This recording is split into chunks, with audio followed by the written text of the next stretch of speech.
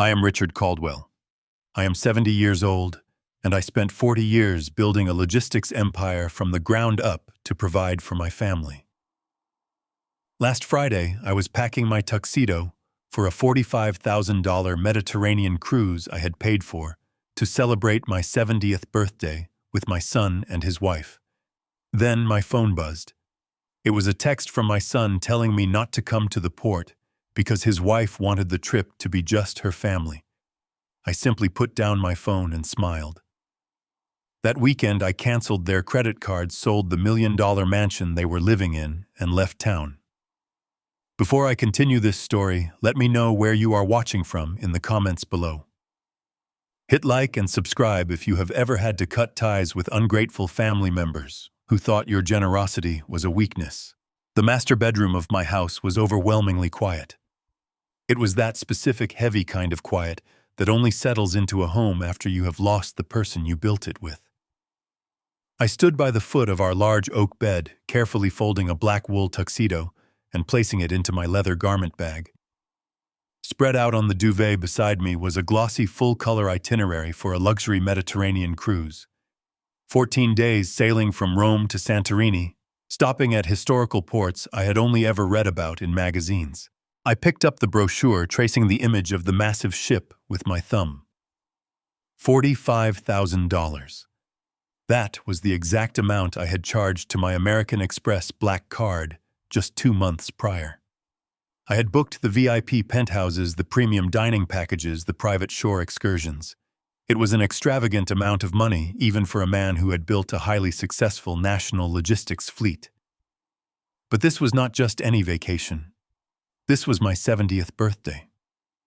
More importantly, it was a family trip. It was supposed to be a milestone celebration with my 35-year-old son Jason, his wife Monica, and her extended family. I smoothed a wrinkle out of the tuxedo jacket, feeling a rare surge of genuine anticipation. I had spent my entire adult life working 14-hour days, managing dispatchers, fighting with unions, and staring at profit margins until my vision blurred. I smelled like diesel fuel and cheap coffee for the first 20 years of Jason's life. I had missed too many of his baseball games. I had missed too many family dinners. This luxurious trip was my grand gesture to make up for lost time. I wanted to show my son that all those years of absence were meant to build a foundation so we could finally enjoy moments exactly like this. Then the screen of my smartphone illuminated on the nightstand, cutting through the dim lighting of the bedroom with a sharp, sterile glow. A soft chime broke the silence. I walked over, fully expecting a text from Jason, asking what time my private driver was picking me up in the morning to head to the international airport. I picked up the device and unlocked the screen. It was a text from Jason, but the words did not make sense. I stared at the screen, blinking hard, genuinely thinking my aging eyes were playing tricks on me in the low light. I read the message again, and then a third time. Dad, please do not come to the port tomorrow.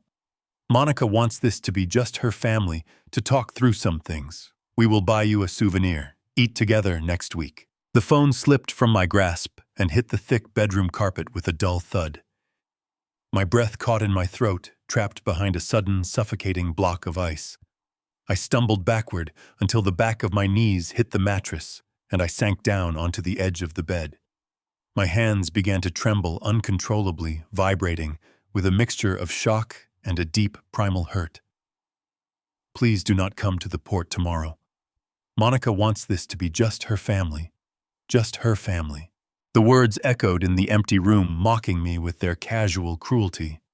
I was the one who had paid for every single ticket. I was the one who had upgraded Monica's mother to a luxury suite because she complained about potential seasickness. I was the one whose 70th birthday was the entire stated reason for this Mediterranean voyage.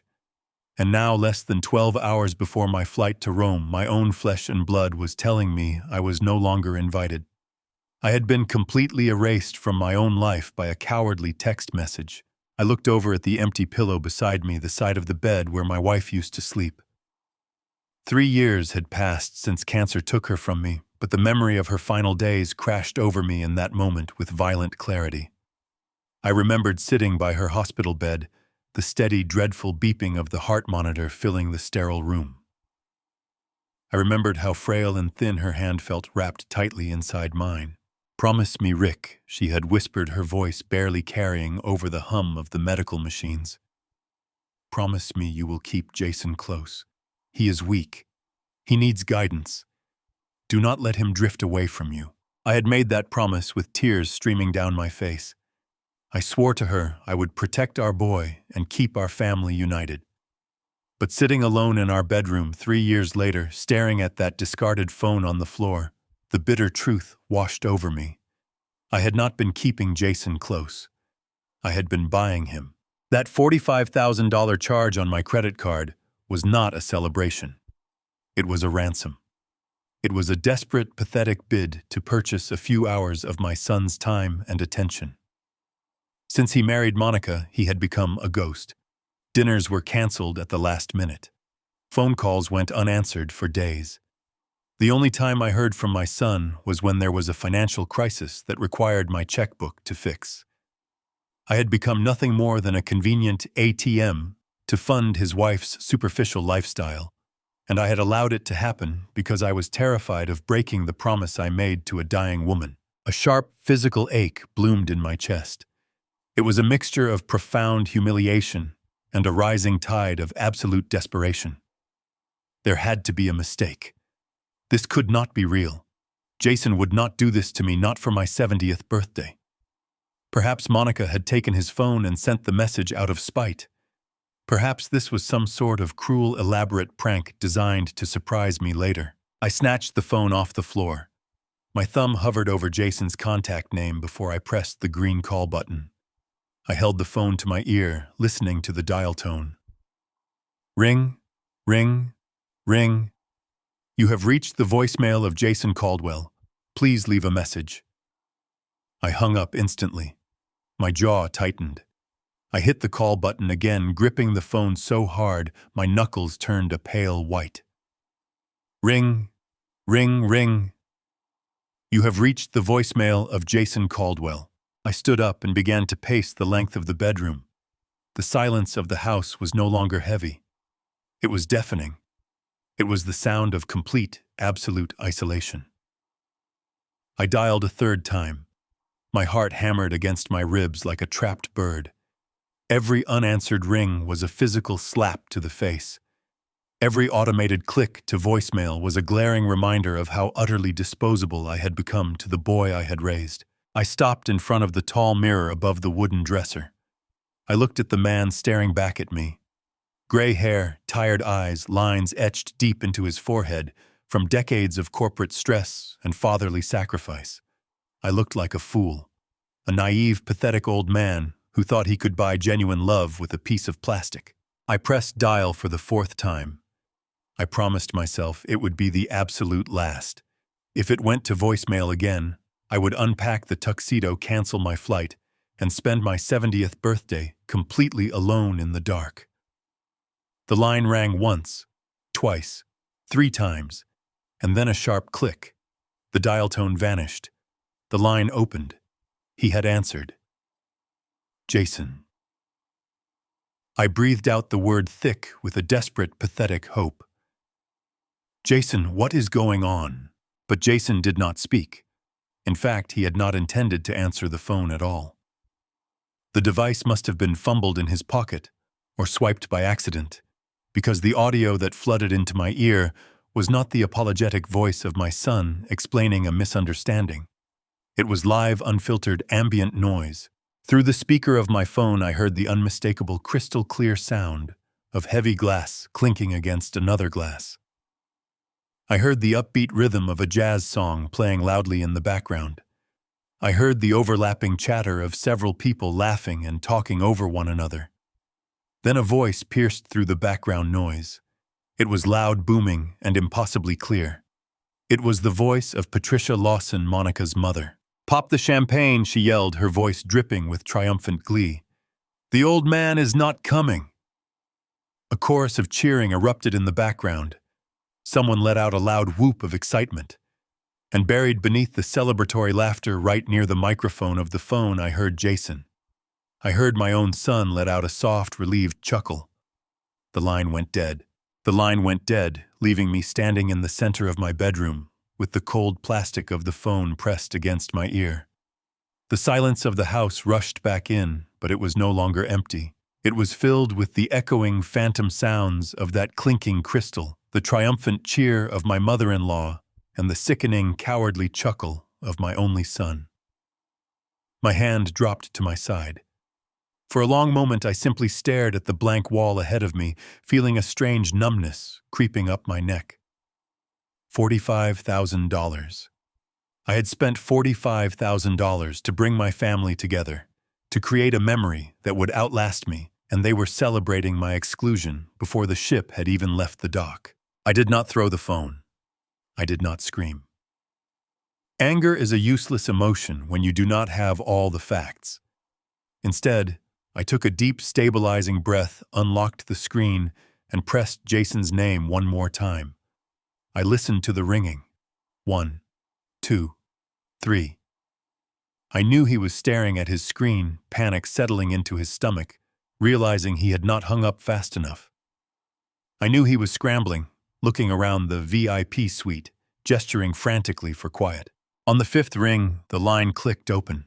The background noise was completely gone. "Dad," Jason said. His voice was breathless, tight, pitched slightly higher than normal. "Dad, I am so sorry. We got disconnected. The reception in the hotel is terrible right now." "Do not play games with me, Jason," I said. My voice was low, devoid of any warmth. "I heard the champagne. I heard Patricia. I heard you laugh. Now I am going to ask you this exactly once, and you are going to tell me the truth. Why am I not coming to the port tomorrow morning?" There was a heavy, suffocating pause on the other end of the line.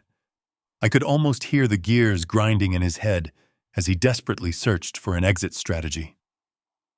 When he finally spoke, his voice dropped to a conspiratorial whisper, manufactured to sound laced with profound tragedy. "Dad, please, you have to keep your voice down," Jason whispered, his tone shaking with what sounded like genuine distress. "I did not want to tell you this over the phone. I really did not. But Patty is sick. Monica's mother is very, very sick." I remained silent, letting him dig the hole. "She went to the doctor for a routine checkup last week," Jason continued, his breathing ragged. "They found a lump, a large one. They are rushing the biopsy results, but the oncologist pulled us aside and told us to prepare for the absolute worst. They think it is aggressive. Patty is completely devastated. She is having a total mental breakdown, Dad. She has not stopped crying for 3 days." I stood motionless, looking at my reflection in the mirror. I had spent 4 decades building an international logistics empire from a single rusted delivery truck. Over those 40 years, I had dealt with every type of liar, cheat, and fraud the corporate world had to offer. I knew the exact tone a freight manager used when he claimed a truck broke down, when in reality he had double-booked the route. I knew the precise cadence of a vendor trying to hide a massive supply chain failure. The lie always lives in the breath, in the slight over-explanation, in the desperate need to fill the silence. Listening to my 35-year-old son, I felt that exact same familiar knot twisting in my gut. It was a visceral, undeniable instinct. He was lying to my face. But cancer is a heavy card to play. It is the ultimate trump card. It is a word that commands immediate respect and unquestioning sympathy, especially to a man who had watched his own wife waste away in a hospital bed from a sudden medical catastrophe just 3 years prior. Jason knew exactly what he was doing. He was weaponizing his mother's fictional death to paralyze my anger. Before I could formulate a response, the phone was fumbled and a new voice came on the line. Richard. Monica's voice was a trembling, wet whisper. She sounded as though she was struggling to draw air into her lungs. "Monica." "What is going on?" I asked, keeping my tone perfectly neutral. "I am so sorry, Richard," she sobbed. The sound of her weeping was a masterclass in theatrical grief. It was breathy, punctuated by small hiccups of despair. "My mother is dying. We just know it. She is absolutely terrified, and she cannot stop shaking. We tried to cancel the trip, but she begged us not to. She said this might be her last chance to see the Mediterranean. She paused, letting out a jagged sigh that sounded like it had been rehearsed in front of a mirror. But she is so fragile right now, Richard. Monica continued, her voice dropping into a pleading register. She is so self-conscious about her appearance, about the weight she has lost from the stress. She told me last night that she just wants to be surrounded by her immediate family. She does not want to put on a brave face for anyone else. She just wants her children and her husband. I know you paid for this, and I know how incredibly generous it was, but I am begging you to understand. We need this healing journey. We just need to be together without any outsiders. Please, Richard. Please do not make this harder than it already is. Without any outsiders. The words hung in the air, sharp and precise as a surgeon's scalpel. I was the man who had funded her extravagant wedding. I was the man who had purchased the $1 million home she currently lived in. I was the man whose credit card was currently securing the luxury penthouse suite she was calling from. And yet in the moment she needed to construct a barrier, I was reduced to an outsider, an inconvenience to be discarded at the port. My mind raced, assembling the puzzle pieces with cold, analytical efficiency. If Patricia Lawson was truly facing a terminal diagnosis, they would not have been popping bottles of vintage champagne. They would not have been cheering about my absence. The narrative was structurally flawed, a hastily constructed defense mechanism designed to invoke my deepest sympathies and shut down any further inquiry. But I knew that if I challenged her now, if I demanded proof or called out the lie, I would instantly be painted as the villain. I would be the heartless, insensitive monster harassing a grieving daughter. They would use my anger to justify their betrayal, wrapping themselves in the armor of victimhood. If you want to trap a rat, you do not bang on the cage. You leave the cheese and wait in the dark. I closed my eyes and let out a long, heavy sigh, infusing it with all the grandfatherly resignation I could muster. Monica. I am so deeply sorry to hear this, I said softly, lowering my voice to match her solemn tone. I had no idea. Of course I understand. A medical crisis is devastating, and Patricia needs to be in a comfortable, intimate environment. Family must come first. Oh, thank you, Richard. Monica cried out, her relief so palpable it practically leaked through the receiver. Thank you for being so understanding. I promise we will pay you back for the tickets as soon as we can. We will call you the minute we get back. Focus on your mother, Monica, I replied smoothly. Do not worry about me. I hope she finds some peace on the water. Have a safe trip. I pressed the red button to end the call before she could utter another false platitude. I lowered the phone and stood perfectly still in the master bedroom. The charade was over. The performance had ended. I slowly unbuttoned my collar, feeling a strange, profound detachment washing over me. The pain of the initial betrayal was receding rapidly, replaced by a terrifying, absolute clarity. I had spent the last 3 years clinging to the illusion of a family, desperately trying to ignore the blatant disrespect and the subtle manipulations. I had let myself become soft, allowing my grief over my wife's passing to blind me to the reality of who my son had become. I walked over to the bed and stared down at the beautifully pressed tuxedo. I reached out, grabbed the lapels, and tossed it carelessly onto the floor. I would not be going to Rome. I would not be celebrating my 70th birthday on a luxury liner. But I would not be sitting at home weeping over an ungrateful child either. I walked out of the bedroom and made my way down the long carpeted hallway toward my home office. The house was dead quiet, the kind of silence that usually invited loneliness. But tonight, it felt like an empty canvas. I walked behind my heavy mahogany desk, opened the bottom drawer, and pulled out a bottle of aged bourbon. I poured a single measure into a crystal glass, taking a slow sip as I sat down in my leather executive chair. I reached out and tapped the screen of my iPad resting on the desk to wake it up.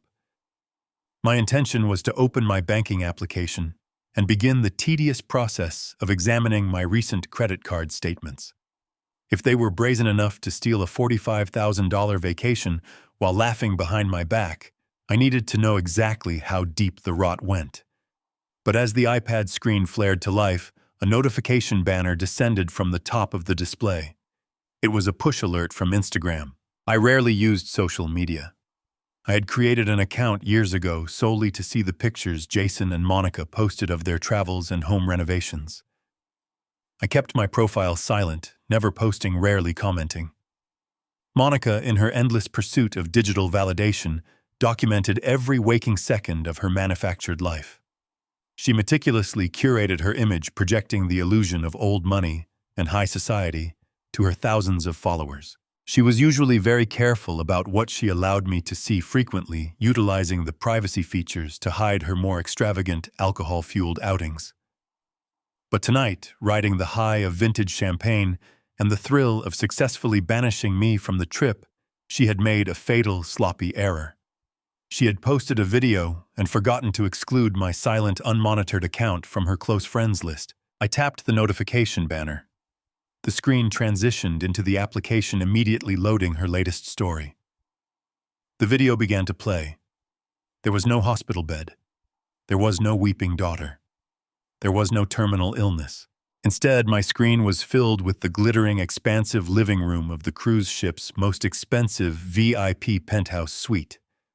The room was packed with the entire Lawson family. Patricia Lawson, the woman supposedly dying of aggressive cancer, was standing on top of a velvet sofa wearing a sequined cocktail dress, holding a massive oversized bottle of Dom Perignon.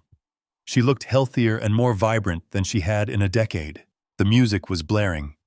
Everyone was laughing, holding crystal flutes filled to the brim with expensive champagne. The camera panned wildly across the room, capturing the lavish spread of caviar and truffles laid out on the marble dining table. Then the camera spun around to reveal Monica. She was wearing a stunning designer gown, her face flushed with excitement. Beside her stood my son Jason, grinning from ear to ear, his arm wrapped tightly around her waist. Monica lifted her glass to the camera and shouted over the loud music. "Cheers to new beginnings and massive wealth," she screamed, her eyes shining with greed. "Thank you to my amazing husband for funding the ultimate family getaway. We are finally living the dream." The video looped, starting over from the beginning.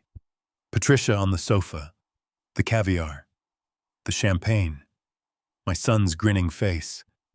The caption pasted across the bottom of the screen burned itself into my retinas. I sat there in the dark office watching the video play a third time. The bourbon in my glass tasted like ash. They were not just taking a vacation. They were celebrating a victory over me.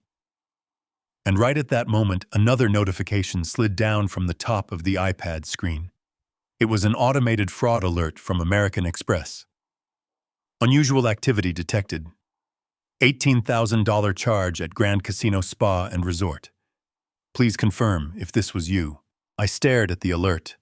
My heart stopped beating as a cold, terrifying realization locked into place. That charge was not on my primary card. That charge was placed on the emergency supplementary card I had given Jason 3 years ago. The card that was strictly explicitly designated for future medical emergencies regarding my unborn grandchildren. The lie was not just a convenient excuse to get me off the boat. The lie was the cover for a massive, systematic financial execution. They were not just shutting me out. They were draining me dry. I slowly placed my glass down on the desk. The grandfather they knew was dead. The man who sat in the dark office was the ruthless CEO who had crushed corporate rivals and built a $50 million empire, and he was about to go to war. I set the crystal glass of bourbon aside, the amber liquid catching the harsh blue light of my computer monitor. My hands, which had been trembling just moments ago, were now completely steady. Grief is a paralyzing force, but true focused anger is the most efficient fuel on earth. I opened my heavy oak desk drawer and pulled out my reading glasses. I was done reacting. It was time to audit my own life. I navigated to the American Express portal. I typed in my credentials. A code buzzed on my phone. I entered it. The dashboard loaded. I clicked on Jason's supplementary card. 3 years ago, I handed Jason that plastic. I told him it was exclusively for medical emergencies. If his wife went into premature labor or a future grandchild needed a specialist, he was to use it without hesitation. It was a safety net to ensure his family was protected. I scrolled down to the pending transactions. The $18,000 casino charge sat at the top. The recent activity cascaded down the screen, an avalanche of greed. $4,000 at a boutique, $12,000 for a private helicopter, $6,000 at a jewelry store, $2,000 at a restaurant. The charges went on and on, all processed within the last 48 hours. Jason had not just covered incidental vacation expenses. He had used it to fund a lavish, obscenely expensive lifestyle for his wife and her parasitic family, treating my wealth as his slush fund. I leaned back, staring at the screen as the numbers blurred together. The sheer audacity of it was staggering. An analytical question surfaced. Why was Jason stealing from me to fund this trip? Jason was supposed to be a senior portfolio manager at a boutique investment firm. He wore bespoke suits. He drove a leased Porsche. At Thanksgiving, he would swirl wine and pontificate about market yields. He projected the image of a successful young executive making high six figures. A successful executive should not need to secretly drain his father's credit line. Something was fundamentally wrong with the math. I needed to see his actual financial footprint. Years ago, I opened a joint checking account with Jason. I had never removed my name, though I had not monitored it in a decade. I logged into the regional bank using my social security number and clicked on his 12-month transaction history. I expected to see payroll deposits. Instead, the screen revealed a financial wasteland.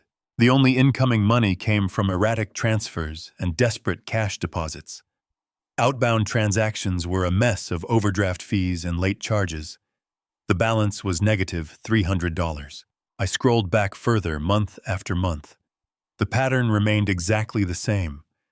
Jason's high-paying finance job was a fabrication. He was not managing anyone's wealth. He had lost his job a long time ago. The bespoke suits, the luxury car, the corporate posturing, it was all an elaborate theater production, designed to mask his absolute failure. But why go to such extreme lengths to hide it? The answer came to me with a sickening clarity. Monica. Or more specifically, Monica's family. The Lawsons were obsessed with status. Patricia Lawson practically lived at her local country club. She judged people by the labels on their clothing and the zip codes of their residences. In reality, her late husband had left her with a mountain of hidden debt. Monica had inherited that same toxic desperation to appear affluent. Jason was a coward. He was terrified of looking like a failure to his mother-in-law. So he maintained the lie. He put on his suit every morning, drove his leased Porsche, and pretended to be a titan of industry. And to fund the illusion to keep Monica dressed in designer brands and Patricia draped in luxury, he had turned to the only reliable source of revenue he had left. Me. A new, unsettling thought pierced through my anger. If Jason had no income, how was he paying the taxes on the house? 3 years ago, Monica had insisted they needed a proper sprawling home in the Lincoln Park neighborhood. Jason had come to my office practically begging for help with a down payment. I did not just give them a down payment. I liquidated a significant portion of my private stock portfolio and bought the $1.5 million property in cash. I put Jason and Monica's names on the residency paperwork, but I retained my name as the primary on the actual property deed. My only condition was that Jason had to cover the annual property taxes and the basic home maintenance. I told him a man needs to take responsibility for the roof over his head. He had sworn to me, shaking my hand across this very desk, that he would handle it without fail. Property taxes in that specific affluent district were brutal. They easily exceeded $30,000 a year. If Jason was bouncing checks and pulling erratic transfers just to keep his checking account alive, there was absolutely no way he was setting aside $30,000 for the county assessor. The knot in my stomach tightened, turning into a heavy leaden weight. The financial destruction was spreading faster than I could track it. I needed to know the status of that house. It was a prime piece of real estate, the most significant tangible asset outside of my corporate holdings. I opened a third browser tab, my fingers flying across the keyboard. I navigated directly to the Cook County Assessor's Office website. The homepage loaded, displaying a search bar for property records. I opened my digital filing cabinet on a separate monitor and pulled up the original closing documents for the Lincoln Park mansion to find the exact property index number. I copied the 14-digit number and pasted it into the county search bar. My breathing slowed. The silence in the office felt thick, pressing against my eardrums. I moved the cursor over the submit button. I told myself that perhaps he had prioritized the taxes. Perhaps he had borrowed money from a friend. Or perhaps Monica had quietly used whatever remnants of the Lawson savings existed to keep the county at bay. But the ruthless executive in me, the man who dealt strictly in facts and probabilities, knew the truth before the page even loaded. A man who steals from his father's medical emergency fund to buy champagne on a cruise ship does not pay his property taxes. I clicked submit. The website processed the request, a small loading wheel spinning for 3 agonizing seconds. Then the property dashboard materialized on the screen. I did not need to scroll down to read the fine print. I did not need to analyze the assessment history or the payment logs. The answer was broadcast across the very top of the screen in a glaring, undeniable banner, highlighted in bright red. Delinquent, lien issued. I stared at the red letters. They had not paid the taxes in 2 full years. The county had issued a tax lien against the property. The house, my $1.5 million investment, was in the preliminary stages of being seized and sold at a public tax auction. But as my eyes moved down the screen, bypassing the delinquent tax warnings, they landed on a secondary section of the property profile, a section detailing recent encumbrances and recorded documents attached to the deed. There, listed just 4 months ago, was a massive financial recording. It was a home equity line of credit. A bank had approved a loan against the equity of the house. Someone had leveraged the property to pull out a staggering $600,000 in cash. I froze the air, leaving my lungs in a sharp exhale. I owned that house. My name was the primary on the deed. It was legally and fundamentally impossible to take out a mortgage or a home equity loan without my physical presence, my valid identification, and my notarized signature. I clicked on the link to download the public record of the loan document.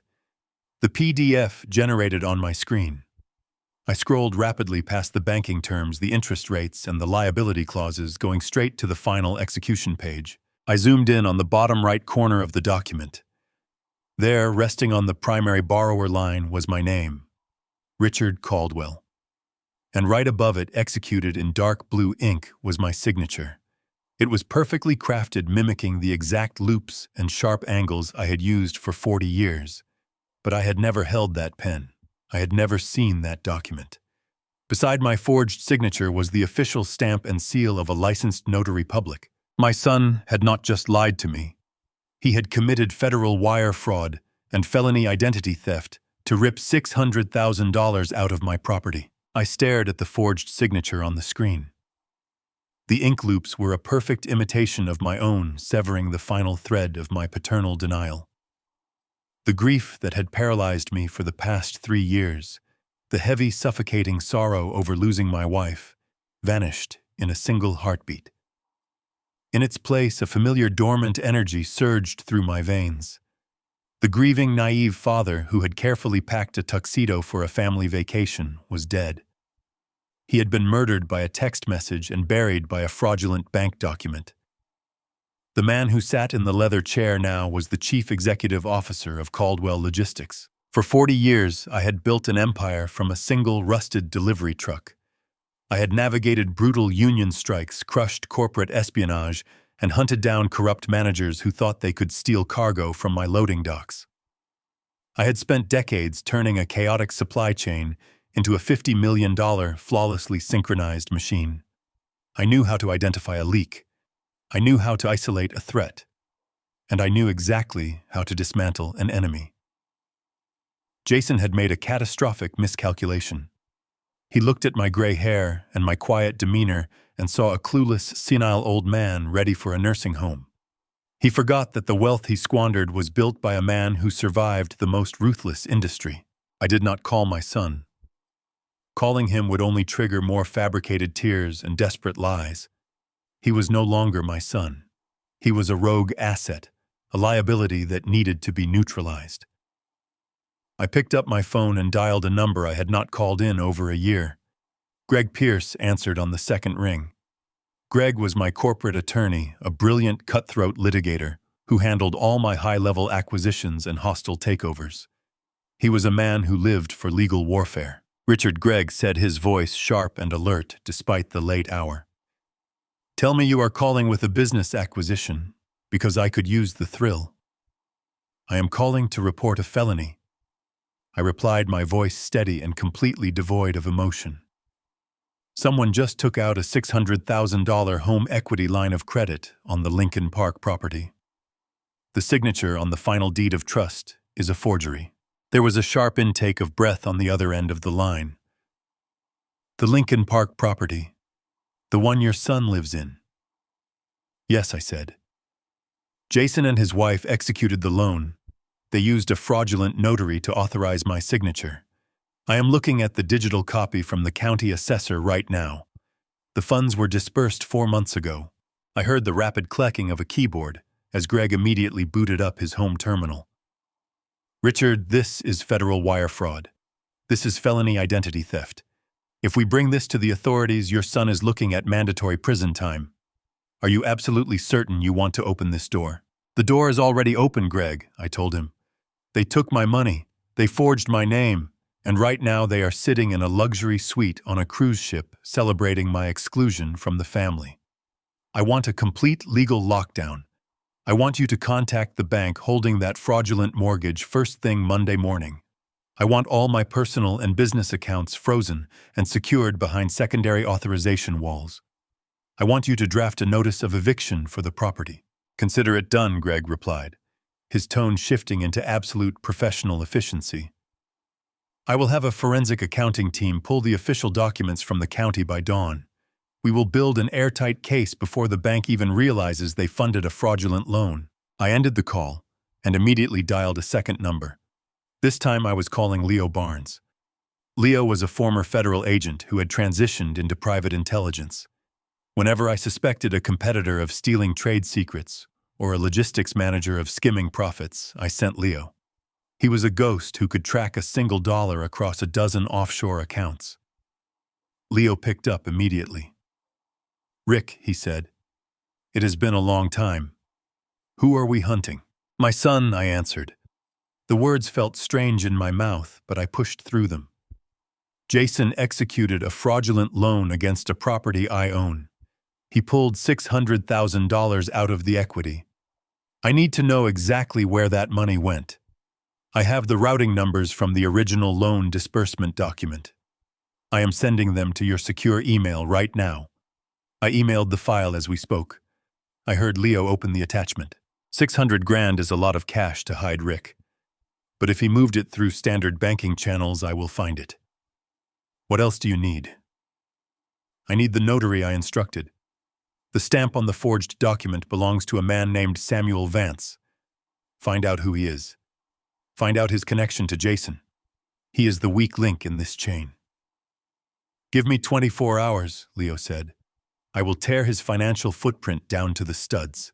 I hung up the phone and placed it gently on the desk. I looked at the glass of expensive bourbon I had poured earlier. I picked it up, walked over to the small wet bar in the corner of my office, and poured the amber liquid down the drain. I needed absolute clarity. I needed to be sharper than I had ever been in my life. I walked to the large bay window of my office and looked out over the quiet, meticulously manicured lawns of my neighborhood. The night was deeply dark and completely still. Thousands of miles away, the massive ocean liner was probably cutting through the dark waters of the Mediterranean. Jason and Monica were likely sleeping in their premium suite, their stomachs full of expensive caviar, dreaming of the day they could finally declare me incompetent and seize the rest of my empire. They thought they had orchestrated the perfect crime. They thought they had secured their glamorous future. They had no idea that I had just declared war. I spent the next few hours meticulously printing out every financial document, every bank statement, and every tax record connected to Jason over the last 3 years. I organized them into neat color-coded folders, building a physical timeline of his deception. I worked with the cold mechanical precision of a man dismantling a faulty engine. I stripped away every memory of his childhood, every echo of his laughter, and looked at him purely as a hostile entity. The sun was just beginning to crest over the horizon, casting a pale, cold light through the office blinds, when my phone vibrated on the desk. I looked at the screen. It was Leo. It had only been 3 hours since we spoke. I answered the call, pressing the phone to my ear. "Tell me you found something," I said. "I found everything," Leo replied. His voice was unusually tight, carrying a trace of genuine disbelief. "Rick, your son is not a criminal mastermind. He is an absolute idiot who left a digital trail a mile wide." "Where did the money go?" I asked. Leo let out a heavy sigh. "He did not invest it, Rick. He did not hide it offshore. He wired $400,000 directly to a cryptocurrency exchange platform that went bankrupt 2 months ago. The platform was registered to a holding company owned by Monica's older brother. The remaining $200,000 was wired in multiple installments to a casino in Las Vegas to cover a massive outstanding gambling marker registered to Patricia Lawson." I closed my eyes. The sheer stupidity of it was staggering. He had stolen over $500,000 of my hard-earned wealth and set fire to it to bail out his wife's parasitic family. "There is more," Leo continued, his voice dropping lower. "I tracked Samuel Vance, the notary. He is not a licensed professional. He is an old college roommate of Jason's who lost his legal license 5 years ago for fraud. But that is not the most important part, Rick." "What is it?" I demanded. "I pulled the physical location data connected to the IP address Jason used to authorize those wire transfers," Leo said. "He did not process them from a bank. He processed them from his home network. He used a secured digital vault to store the original forged documents before uploading them to the lender." I gripped the edge of the mahogany desk.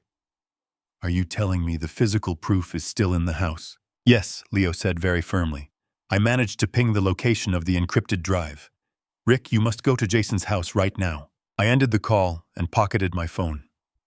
The pale morning light was creeping through the blinds of my office, casting long, sharp shadows across the floor. I did not bother changing my clothes. I grabbed my keys, walked out, and got into my vehicle. The drive from my quiet suburban neighborhood to the upscale, tree-lined streets of Lincoln Park took 45 minutes, but it felt like I was crossing an ocean. My mind was entirely blank, functioning on pure mechanical instinct. I was a man operating outside of his own body, driven entirely by the absolute necessity of uncovering the full extent of the betrayal. I pulled up to the massive 3-story brick mansion. I parked across the street, putting the vehicle in park and staring at the sprawling property. I had paid $1.5 million in cash for this house 3 years ago. I had handed Jason the keys on the front porch, pulling him into a tight embrace, telling him how proud I was that he could start his family in a place like this. It was supposed to be a fortress of security for my future grandchildren. Instead, it was a monument to his deception. I walked up the manicured stone pathway. The neighborhood was silent, wrapped in the peaceful slumber of a Saturday morning. I reached into my coat pocket and pulled out the heavy brass spare key I had kept since the day of the closing. Jason and Monica had never bothered to change the primary locks. They were too arrogant, too comfortable in their assumed safety. I slid the key into the deadbolt, turned it smoothly, and pushed the heavy oak door open. I stepped inside and closed the door firmly behind me, the sound echoing through the cavernous foyer. The air inside the house smelled of expensive vanilla diffusers and fresh lilies. I walked slowly from the entryway into the massive open-concept living room. It was a sickening display of grotesque, unearned wealth. A custom Italian leather sectional dominated the center of the room, surrounded by imported marble coffee tables. On a side console, I saw a stack of empty velvet boxes from a high-end luxury watchmaker. Monica's discarded designer heels were kicked carelessly near the base of the grand staircase. A collection of premium imported wines sat unopened on a custom-built rack. I walked through their pristine, untouched chef's kitchen, running my hand along the cold granite countertops. Every single appliance, every piece of designer furniture was paid for by the blood and sweat I had poured into my logistics company. Standing there, surrounded by their superficial vanity, a vivid memory hit me with the force of a physical blow. I remembered being 30 years old, working a double shift at the freezing distribution center in the dead of winter. My boots were worn through the soles, and my hands were cracked and bleeding from hauling frozen cargo pallets. I remembered eating a cold, stale sandwich in the cab of my truck. I made those sacrifices so Jason could attend a prestigious private academy. I starved so he could wear the right clothes and never feel like the poor kid among his affluent peers. I had broken my own body to ensure his hands would stay clean. And he had taken that clean, privileged hand, picked up a pen, and forged my signature to steal the very foundation I had built for him. I turned away from the kitchen and walked down the hallway toward the back of the house, heading directly for Jason's private home office. I pushed the door open. The room was designed to look like the sanctuary of a titan of industry. A massive mahogany desk sat in the center, flanked by genuine leather reading chairs, and walls lined with decorative unread books. It was a stage set, a pathetic illusion created by a man desperately playing dress-up. I walked behind the desk and turned my attention to the large abstract oil painting hanging on the back wall. I reached out, gripped the heavy wooden frame, and pulled it firmly to the right. It swung open on concealed hinges, revealing a solid steel wall safe embedded deep into the masonry. Jason had insisted on having a high-security vault installed when they moved in. I was the one who had paid the security firm to install it. What Jason did not realize, or perhaps was simply too foolish to remember, was that the installation company had provided a factory master override code.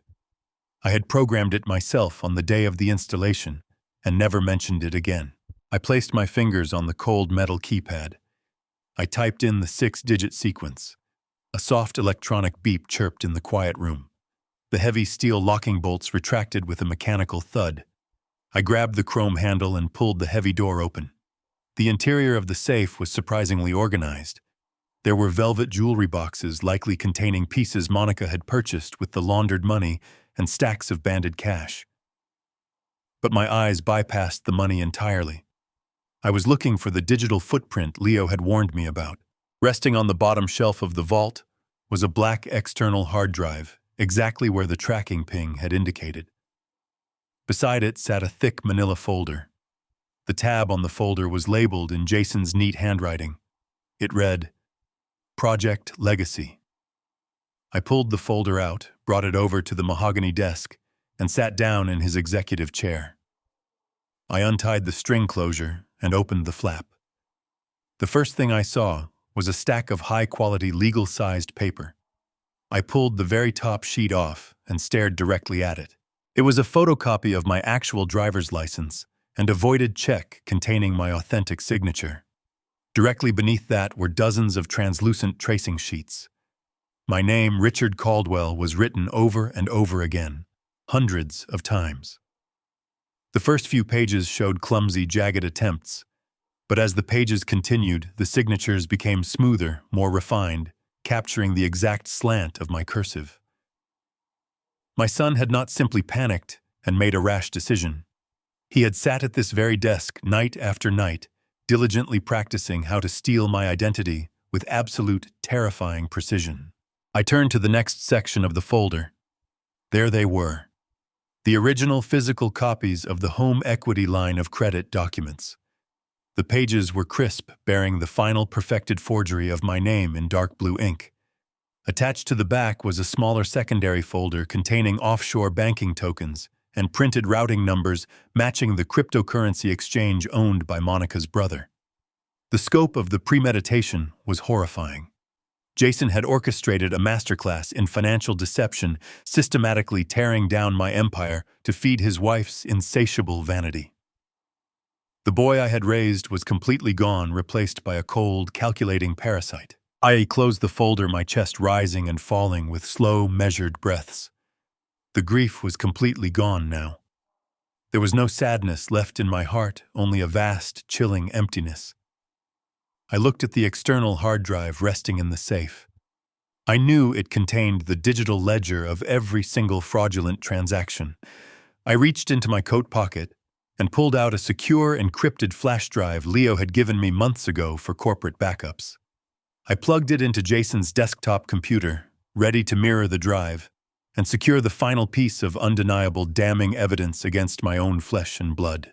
As I waited for the computer to boot up, the silence of the office was broken by a soft, pulsing sound. I looked up. Resting on the corner of the mahogany desk was an Amazon Echo smart speaker. The circular light ring at its base was spinning with a pale blue glow, indicating it was actively updating its connection to the home network. I stared at the device, a sudden memory piercing through my focused anger. When I bought the house, I had personally set up the entire smart home ecosystem using my master email account to ensure the security cameras functioned properly. Jason had never bothered to transfer the administrative rights. He was too lazy, entirely reliant on me to handle his life. I pulled my smartphone from my pocket and opened the smart home application. The dashboard loaded immediately, displaying full access to the home's cameras, the thermostats, and the audio recording logs. The system automatically stored voice command histories for troubleshooting purposes. I navigated to the archive tab and filtered the results to the previous evening, precisely an hour before Jason sent me that devastating text message. The audio file appeared on my glowing screen, a small blue triangle waiting to be clicked. My thumb hovered steadily over the digital play button, fully prepared to confront the undeniable final truth. I ended the call and pocketed my phone. The pale morning light was creeping through the blinds of my office, casting long, sharp shadows across the floor. I did not bother changing my clothes. I grabbed my keys, walked out, and got into my vehicle. The drive from my quiet suburban neighborhood to the upscale, tree-lined streets of Lincoln Park took 45 minutes, but it felt like I was crossing an ocean. My mind was entirely blank, functioning on pure mechanical instinct. I was a man operating outside of his own body, driven entirely by the absolute necessity of uncovering the full extent of the betrayal. I pulled up to the massive 3-story brick mansion. I parked across the street, putting the vehicle in park and staring at the sprawling property. I had paid $1.5 million in cash for this house 3 years ago. I had handed Jason the keys, bumpies on the front porch, pulling him into a tight embrace, telling him how proud I was that he could start his family in a place like this. It was supposed to be a fortress of security for my future grandchildren. Instead, it was a monument to his deception. I walked up the manicured stone pathway. The neighborhood was silent, wrapped in the peaceful slumber of a Saturday morning. I reached into my coat pocket and pulled out the heavy brass spare key I had kept since the day of the closing. Jason and Monica had never bothered to change the primary locks. They were too arrogant, too comfortable in their assumed safety. I slid the key into the deadbolt, turned it smoothly, and pushed the heavy oak door open. I stepped inside and closed the door firmly behind me, the sound echoing through the cavernous foyer. The air inside the house smelled of expensive vanilla diffusers and fresh lilies. I walked slowly from the entryway into the massive, open-concept living room. It was a sickening display of grotesque, unearned wealth. A custom Italian leather sectional dominated the center of the room, surrounded by imported marble coffee tables. On a side console, I saw a stack of empty velvet boxes from a high-end luxury watchmaker. Monica's discarded designer heels were kicked carelessly near the base of the grand staircase. A collection of premium imported wines sat unopened on a custom-built rack. I walked through their pristine, untouched chef's kitchen, running my hand along the cold granite countertops. Every single appliance, every piece of designer furniture was paid for by the blood and sweat I had poured into my logistics company. Standing there, surrounded by their superficial vanity, a vivid memory hit me with the force of a physical blow. I remembered being 30 years old working a double shift at the freezing distribution center in the dead of winter. My boots were worn through the soles and my hands were cracked and bleeding from hauling frozen cargo pallets. I remembered eating a cold stale sandwich in the cab of my truck. I made those sacrifices so Jason could attend a prestigious private academy. I starved so he could wear the right clothes and never feel like the poor kid among his affluent peers. I had broken my own body to ensure his hands would stay clean. And he had taken that clean, privileged hand, picked up a pen, and forged my signature to steal the very foundation I had built for him. I turned away from the kitchen and walked down the hallway toward the back of the house, heading directly for Jason's private home office. I pushed the door open. The room was designed to look like the sanctuary of a titan of industry. A massive mahogany desk sat in the center, flanked by genuine leather reading chairs and walls lined with decorative unread books. It was a stage set, a pathetic illusion created by a man desperately playing dress-up. I walked behind the desk and turned my attention to the large, abstract oil painting hanging on the back wall. I reached out, gripped the heavy wooden frame, and pulled it firmly to the right. It swung open on concealed hinges, revealing a solid steel wall, safe embedded deep into the masonry. Jason had insisted on having a high-security vault installed when they moved in. I was the one who had paid the security firm to install it. What Jason did not realize, or perhaps was simply too foolish to remember, was that the installation company had provided a factory master override code. I had programmed it myself on the day of the installation and never mentioned it again. I placed my fingers on the cold metal keypad. I typed in the 6-digit sequence. A soft electronic beep chirped in the quiet room. The heavy steel locking bolts retracted with a mechanical thud. I grabbed the chrome handle and pulled the heavy door open. The interior of the safe was surprisingly organized. There were velvet jewelry boxes likely containing pieces Monica had purchased with the laundered money and stacks of banded cash. But my eyes bypassed the money entirely. I was looking for the digital footprint Leo had warned me about. Resting on the bottom shelf of the vault was a black external hard drive, exactly where the tracking ping had indicated.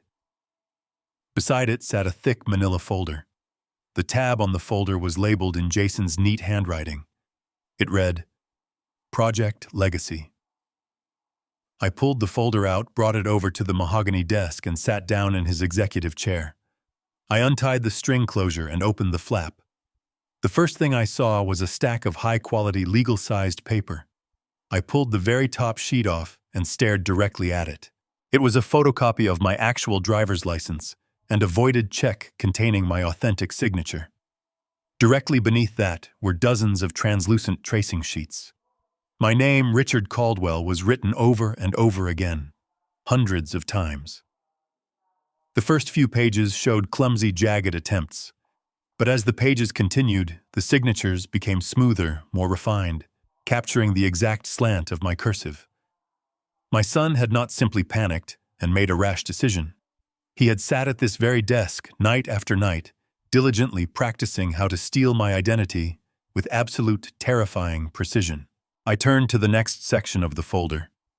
There they were, the original physical copies of the home equity line of credit documents. The pages were crisp, bearing the final perfected forgery of my name in dark blue ink.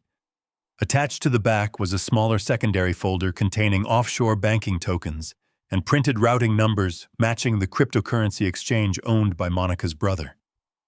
The scope of the premeditation was horrifying. Jason had orchestrated a masterclass in financial deception, systematically tearing down my empire to feed his wife's insatiable vanity. The boy I had raised was completely gone, replaced by a cold, calculating parasite.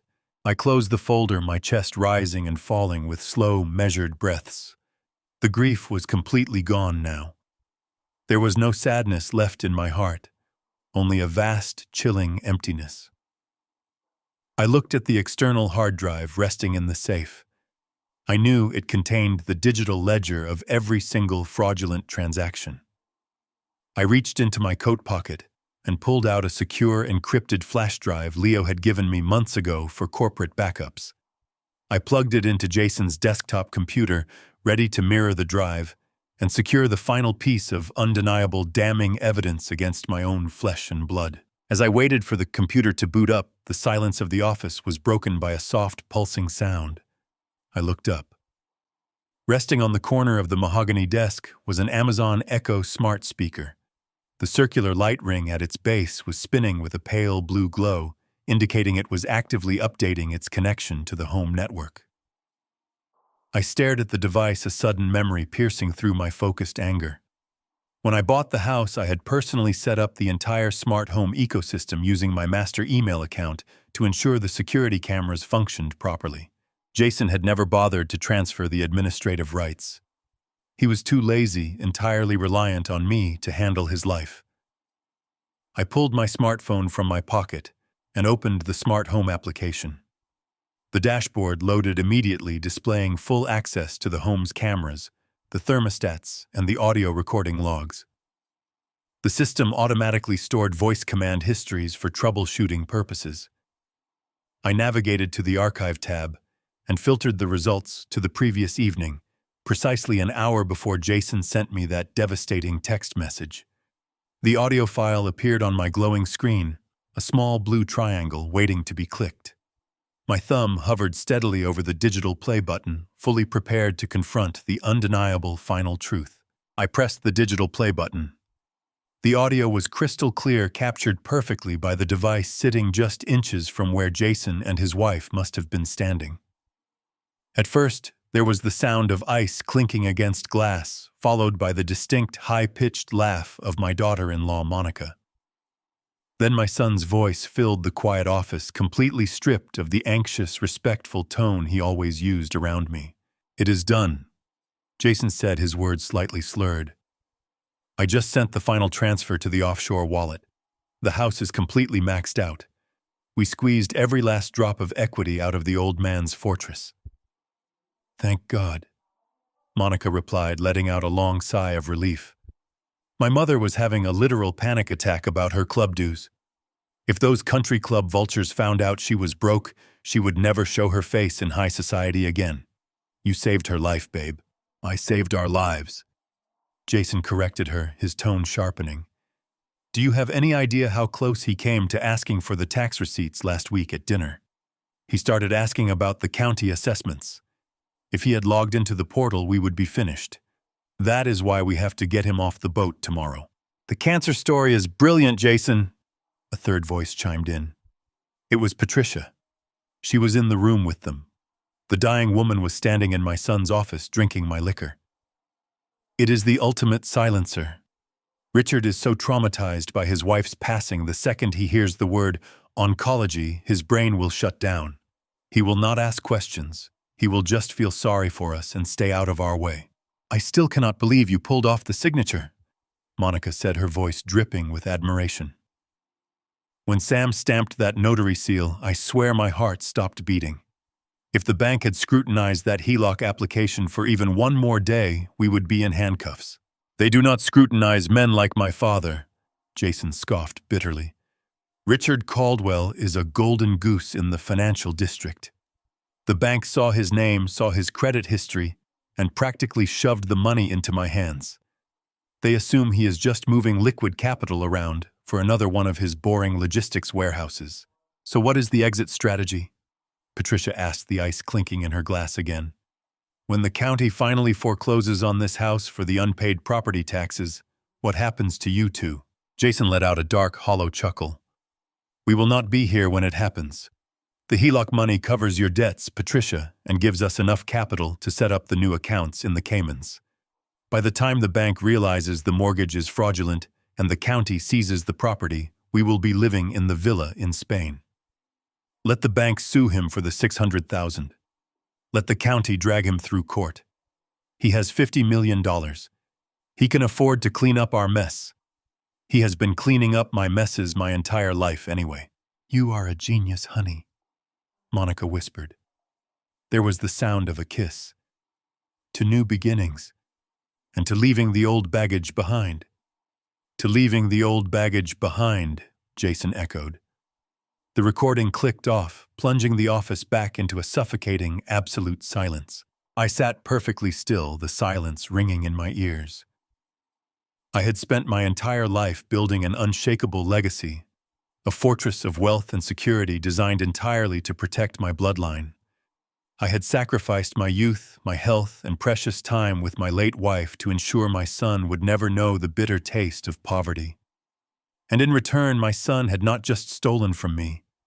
He had viewed my love as a weakness to be exploited. He had viewed my grief over his mother as a weapon to be used against me. He had orchestrated my financial and legal destruction and toasted to it with the very parasites who were feeding on my carcass. The last lingering shadow of the father died in that chair. The executive took over. I reached out and pulled the black external hard drive from the computer, slipping it into my interior coat pocket alongside my encrypted flash drive. I gathered every single sheet of paper from the Project Legacy folder, the tracing sheets, the voided checks, the original forged HELOC documents, and carefully placed them into my leather briefcase. I took the manila folder and the Amazon Echo device as well, leaving absolutely no trace of the evidence behind.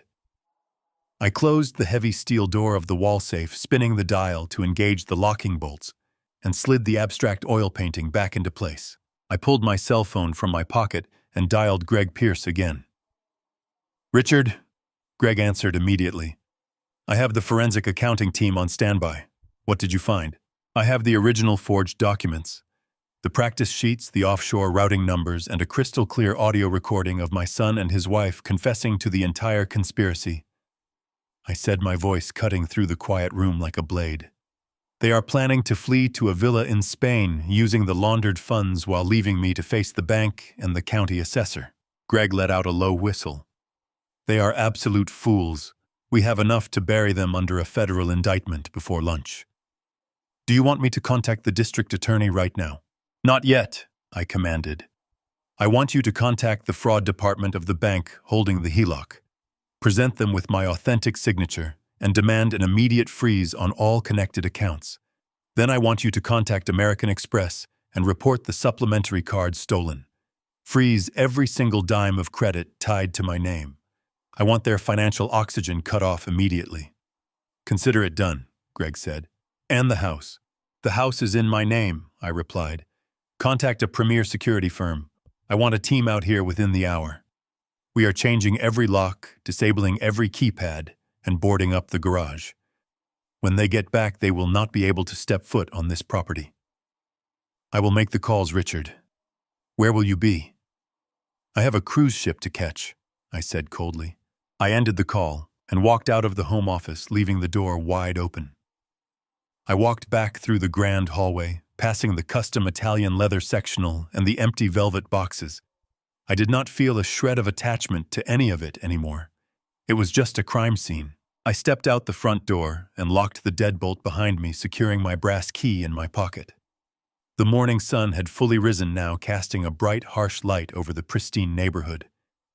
I walked back to my vehicle, placed my leather briefcase on the passenger seat, and climbed behind the steering wheel. As I sat there waiting for the security team to arrive, my phone buzzed with an incoming message. It was a photograph from Monica. She had apparently paid for the premium satellite internet on the ship just to gloat. The image showed her and Jason standing on a sun-drenched balcony overlooking the sparkling Mediterranean waters, holding crystal champagne flutes. The caption read, "Wishing you were here to see this view, Dad sending all our love and healing prayers for Mom." I stared at the screen, analyzing the sheer terrifying depth of their sociopathy. They were playing their roles perfectly, entirely convinced that they had outsmarted the clueless old man. They believed they were sailing toward a life of limitless luxury and boundless freedom. They did not know that their credit cards were already declining. They did not know that the offshore accounts were being frozen by federal banking investigators. They did not know that they were currently floating in the middle of the ocean with absolutely no money, no home, and a mountain of federal indictments waiting for them at the port of call. I started the engine of my vehicle, the deep hum of the motor breaking the crisp morning air. I did not reply to the message. I placed the phone in the cup holder and shifted the vehicle into gear. The elaborate trap was now perfectly set. The ridiculous game they had been playing was finally over. I was going to let them enjoy their expensive vintage champagne for exactly one more day, because it would inevitably be the very last taste of unearned luxury they would ever experience for the rest of their natural lives. I pressed down onto the accelerator pedal and drove away from the mansion forever, leaving the toxic ghosts of my broken family far behind me in the rearview mirror. The heavy tires of my vehicle glided smoothly over the pristine asphalt of the affluent neighborhood. I drove for 10 miles without a specific destination in mind, letting the rhythmic hum of the engine ground my racing thoughts. The morning sun was climbing higher, bathing the city in a bright, unforgiving light that seemed to mock the darkness settling inside my chest. I finally pulled into the empty parking lot of a sprawling municipal park. I shifted the transmission into park, turned off the ignition, and let the heavy absolute silence of the cabin completely wash over my exhausted body. My hands rested on the leather steering wheel. I stared blindly at the empty playground ahead of me. The adrenaline that had fueled my precise extraction of the evidence was beginning to evaporate, leaving behind a cold, crushing exhaustion. I turned my head and looked at the heavy leather briefcase resting on the passenger seat. It sat there like a ticking bomb, holding the definitive proof of my absolute failure as a father. I reached out, unclasped the brass latches, and flipped the lid open. The thick manila folder labeled Project Legacy rested at the very top of the stack. I pulled the folder onto my lap. The harsh daylight illuminating the cabin made the contents feel even more grotesque. I opened the flap and pulled out the thick stack of physical documents. I had seen them under the dim light of Jason's office, but seeing them now fully illuminated by the sun amplified the horror. I stared at the practice sheets. There were dozens of them filled with hundreds of attempts to replicate my signature. I traced the ink lines with my index finger, feeling the deliberate, calculated indentations where his pen had pressed hard against the smooth paper. This was the most agonizing revelation of all. This was not a sudden mistake born out of temporary desperation. This was not a momentary lapse in judgment or a panicked decision made under duress. This was a methodical, long-term operation, executed with terrifying patience. I stared at the top sheet, where the jagged, unsure loops of his initial attempts slowly transformed into the confident, flawless strokes of my own cursive. My son had sat at his mahogany desk night after night, diligently practicing how to erase my identity. He had studied my handwriting with the dedication of a scholar. He had studied the precise angle of my letters, the exact pressure I applied to the paper, the specific way I crossed my letters and formed my vowels. Every single practice stroke was a conscious, deliberate choice to betray me. Every drop of ink represented another piece of his morality dying, replaced by an insatiable sociopathic greed. I closed my eyes, a wave of profound nausea rolling through my stomach. The heartbreak I felt in that moment was completely different from the grief I had experienced when my beloved wife passed away. Her sudden death was an unavoidable tragic reality. Her passing was an act of nature, a cruel twist of biological fate that could not be prevented. But this pain, this suffocating agony, was entirely manufactured by human hands. It was a conscious assassination of trust. I opened my eyes and pulled the finalized home equity line of credit contract from the back of the folder. The crisp official bank paper felt heavy in my hands. The terms of the loan were clearly outlined on the first page, demanding $600,000 against the equity of the Lincoln Park mansion. The forged signature sat flawlessly at the bottom. Right next to it was the dark official stamp of the corrupt notary, Samuel Vance. Jason had recruited an accomplice, a disgraced former roommate, to validate his grand deception. He had sought out a fellow conspirator, widening the circle of his criminal enterprise just to ensure the money would be released without a single red flag. I sifted through the remaining contents of the folder. Tucked inside a small plastic pouch were 3 black, rectangular offshore banking tokens. These hardware devices were specifically designed to generate secure rolling authentication codes for moving massive amounts of liquid capital across international borders. Jason had set up a sophisticated network of untraceable digital wallets. He had not just stolen the money. He had built a comprehensive infrastructure to hide it, move it, and eventually use it to fund his permanent escape to a European villa. The level of operational security he had employed was staggering, rivaling the tactics of seasoned corporate embezzlers. I stared at the small digital tokens in the palm of my hand. This was the boy who used to sit on my shoulders at baseball games. This was the boy I had taught to ride a bicycle in our driveway. This was the young man I had hugged on the front porch of that very mansion, telling him how incredibly proud I was of the life he was building. Every memory of his childhood felt tainted, now poisoned by the reality of the monster he had grown up to become. I carefully placed the banking tokens back into the plastic pouch and returned the entire stack of documents to the manila folder. I slid the folder back into my leather briefcase and fastened the brass latches securely. The physical evidence was now safely contained, but the emotional damage was permanent. There was no going back from this point. The bridge between father and son had not just been burned. It had been rigged with explosives and blown to absolute ash. I sat back against the leather headrest of my seat, taking a slow, deep breath to steady my racing pulse. I had to compartmentalize the emotional devastation. I had to lock the grieving father in a mental vault and allow the ruthless chief executive officer to take complete control of the situation. The logistics empire I had built was entirely dependent on my ability to remain perfectly cold and analytical. If I allowed personal sorrow to cloud my judgment, Jason and Monica might still find a way to manipulate the narrative and escape the absolute consequences of their massive financial crime. I reached into my heavy coat pocket and pulled out my smartphone. The screen was completely dark and perfectly silent. I unlocked the device and opened my secure email application. I needed to confirm that Greg Pierce was moving forward with the asset freeze and the eviction notice. I also needed to know if Leo Barnes had uncovered any further details regarding the exchange platform operated by her brother. The digital web of their conspiracy was vast, but every transaction leaves a trace, and Leo was an absolute master at following the faintest digital breadcrumbs. Just as my right index finger hovered over the refresh icon on the application, the phone vibrated violently in my hand. A notification banner dropped down from the top of the screen. It was not a standard email from Greg. It was a secure, encrypted text message from Leo Barnes. The messaging application required a secondary biometric authentication to open. I pressed my thumb against the sensor, the screen unlocking with a quiet click. The messaging interface loaded instantly, displaying a single line of bold text from the former federal agent. The short message read, "I just finished dismantling the complex routing data from the crypto exchange platform and the casino wire transfers.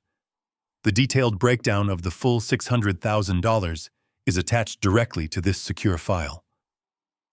The sharp urgency in Leo's tone was evident even through the brief text-based communication. Leo was a stoic man who rarely used dramatic phrasing, preferring to deliver raw data with absolute clinical detachment. But his final sentence broke that established professional pattern entirely. "Look at page 2, Rick. Look who he paid." The directive was sharp and completely unambiguous. My heart, which had just begun to settle into a steady, controlled rhythm, started to pound heavily against my ribs once again. I tapped the PDF attachment to download the file. The progress bar filled quickly, and the document expanded to fill the entire screen of my mobile device. The first page contained the expected financial jargon, listing the primary routing numbers, the dates of execution, and the digital signatures associated with the transfer nodes. I quickly skimmed past the boring technical banking data. I swiped my finger across the smooth glass surface of the screen, advancing directly to the second page of the document, just as Leo had instructed. The page displayed a meticulously organized spreadsheet detailing the final destinations of the laundered funds after they had been washed through the initial offshore accounts. I adjusted my reading glasses and focused my tired eyes on the very first column of the complex spreadsheet. The names listed under the primary beneficiary section jumped off the glowing screen, burning themselves instantly into my conscious mind. I stared at the undeniable proof of his final betrayal. The spreadsheet was a masterclass in absolute financial parasitism. The first line item detailed a massive outbound wire transfer of $400,000. The routing sequence led directly to a corporate holding account, registered under the name of a failed cryptocurrency exchange. I knew exactly who owned that defunct digital platform. It was Monica's older brother, a serial entrepreneur, who had spent his entire adult life bouncing from one catastrophic business failure to the next. He had positioned himself as a visionary tech founder, but the reality was that he was nothing more than a charismatic fraud. His digital empire had collapsed spectacularly just 6 months ago, leaving behind a mountain of angry investors and impending federal investigations. Instead of letting his brother-in-law face the legal consequences of his own gross negligence, Jason had decided to play the role of the wealthy savior. My son had stolen $400,000 of my hard-earned equity to artificially inflate a dead company and keep Monica's brother out of a federal penitentiary. It was an astonishing display of cowardice, prioritizing the criminal mistakes of his wife's family over the financial security of his own father. I shifted my gaze to the second row of the spreadsheet. The remaining $200,000 had been divided into 4 separate wire transfers of $50,000 each. These transactions were not sent to any corporate entity or investment firm. They were wired directly to the accounts receivable department of a world-renowned luxury casino and resort in Las Vegas, Nevada. Attached to the routing notes was a specific player identification number. Leo had cross-referenced the account, and the name attached to that gambling marker belonged to none other than my esteemed mother-in-law, Patricia Lawson, the woman who constantly looked down her surgically enhanced nose at my blue-collar origins, the woman who endlessly boasted about her family's generational wealth and pristine social standing. Behind the designer dresses and the expensive country club memberships, Patricia was a desperate, suffocating gambling addict. She had accumulated a massive unpayable debt in the high-limit rooms of the Nevada desert. When the casino executives finally threatened to publicly collect on her markers, destroying her carefully curated social reputation, she had run crying to her daughter, and Monica had immediately turned to her subservient husband.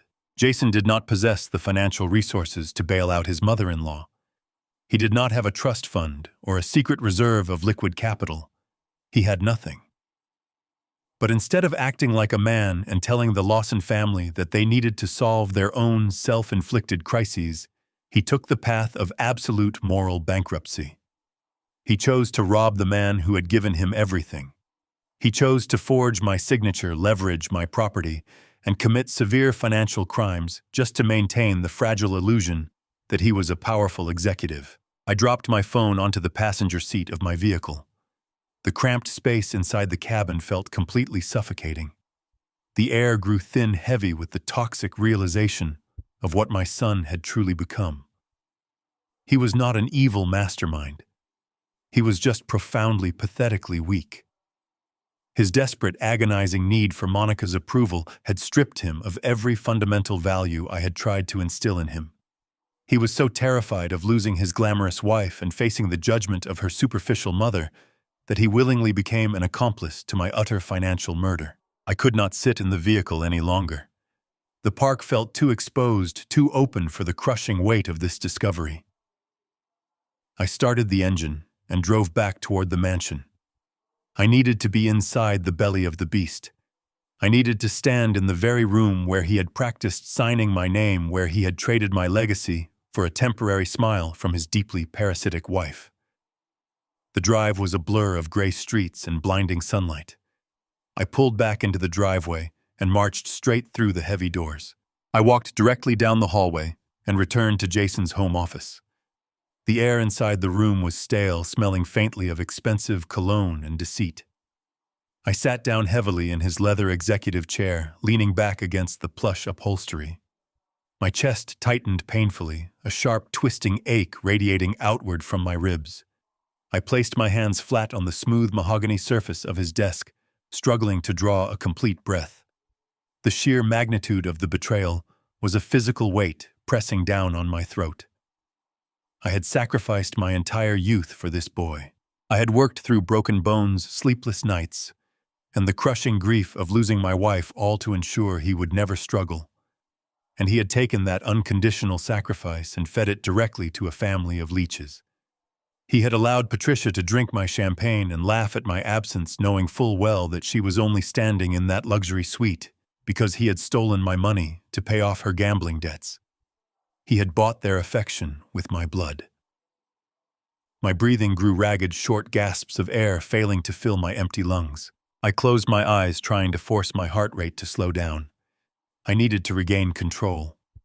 I could not allow the profound sorrow of a broken father to override the calculated precision of the businessman.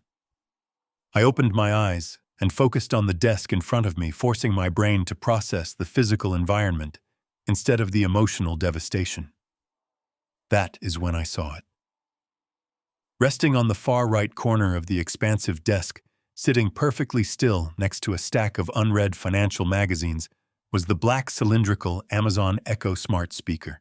The device was entirely silent, but the circular light ring at its base was spinning with a soft, pulsing, pale blue glow. It was actively searching for a network connection, dutifully maintaining its link to the massive smart home ecosystem I had personally installed when I bought the property 3 years ago. I stared at the spinning blue light, my mind instantly snapping back to a cold, tactical reality.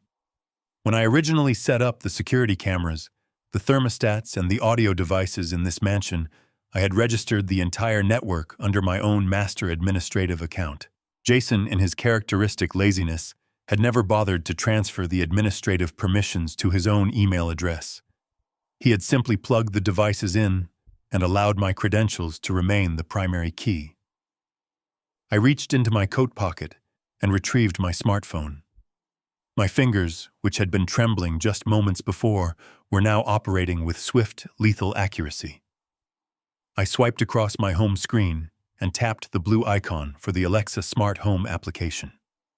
The dashboard loaded immediately, presenting me with complete unrestricted access to every single connected device inside the $1.5 million mansion. The application interface displayed the temperature of the living room, the status of the front door deadbolt, and the live feed from the driveway security cameras. But I did not care about the climate control or the video surveillance. I tapped the small menu icon in the top left corner of the screen and scrolled down to the system settings. I navigated directly to the privacy section, an area of the application that meticulously logged and stored a digital archive of voice command histories for troubleshooting purposes. Every request, every ambient trigger was quietly recorded and uploaded to the cloud. I filtered the search parameters, setting the date and time markers to yesterday evening, specifically targeting the hours just before Jason sent me the text message, explicitly banning me from the Mediterranean cruise. The application processed the request, a small loading circle spinning on my screen for 3 seconds before populating a list of audio files. There were several mundane recordings. Monica asking the device to play jazz music, Jason asking for the weather forecast in Rome. But tucked between those harmless interactions was a file recorded precisely at 8 sharp in the evening. It was completely unprompted. The smart speaker had likely been triggered by a stray word that sounded similar to its wake command, silently capturing a candid, unfiltered conversation that was never meant to be heard by anyone outside this room. I stared at the small, triangular play button, resting next to the timestamp. My thumb hovered over the glowing screen. This was the final threshold.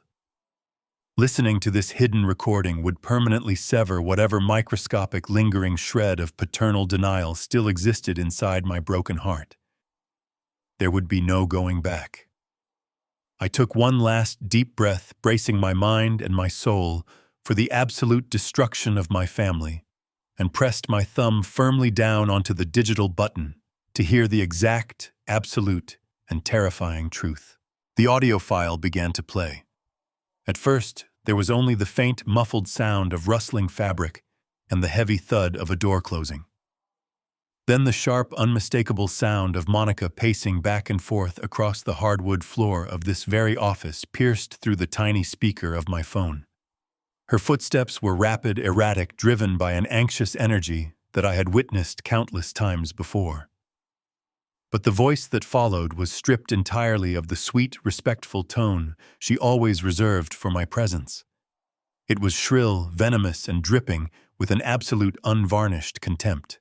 "Just ban him from this cruise," Monica yelled. Her voice echoed off the walls in the recording, hitting my ears like physical strikes. My mom refuses to look at him.